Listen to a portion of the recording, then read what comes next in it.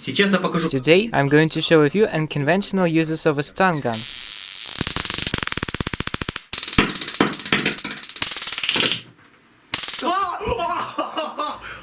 You can easily break any electronic device with the help of a stun gun, not leaving any traces of external damages. To do that, you need to know the weak points of that device. As you see, if you simply zap the display, nothing will happen. The weak points are buttons, cords and plugs. Let us see what will happen if we zap the TV with a stun gun. Let me zap the buttons. Oops. What is it? I don't know, the display is blurred, and here is how it looks now. A stun gun can easily break any electronic device, a small memory card, an entire security camera system. Even an iPhone did not withstand the stun gun discharge. When the stun gun zapped the home button, the iPhone just broke down. Intercom.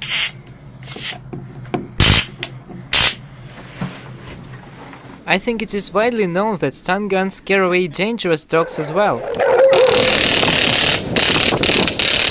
Whereas it attracts cats and they respond by doing this.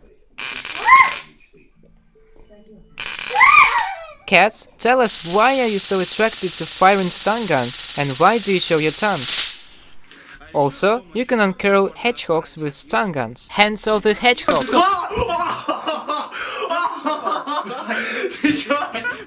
Using stun guns when fishing. You need to stick a stun gun to the handle of a fishing net, this way, wrapping a piece of insulation tape around them.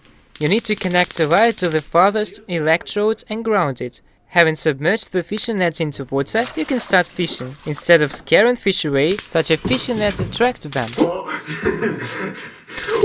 Even if you are more accustomed to fishing with a fishing line, such a fishing net will come in handy anyway. You can easily get worms with it. Let us shove two steel poles into the ground, joining the tips of the poles together. Electricity applied to the ground will immediately force worms out of the ground. A stun gun is way more effective than a shovel, because the fattest and the fastest worms hide deep in the soil when one is digging for them. Here is a real question: what will happen if one zaps a socket with a stun gun? Who will win? Thousands of stun gun volts or 220-volt socket? Write your suggestions in the comments below or participate in the quiz. I will do that in the next video.